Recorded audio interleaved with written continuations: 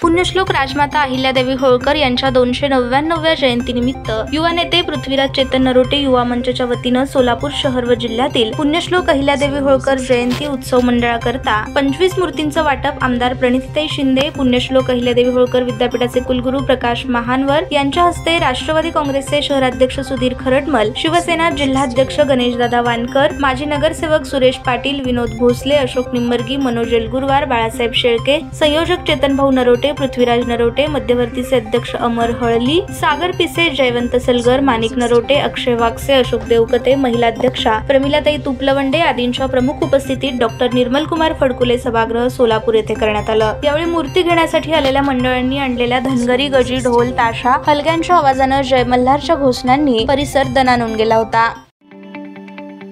ताज्या बातम्या पाहण्यासाठी प्राईम महाराष्ट्र न्यूज चॅनलला सबस्क्राईब करा।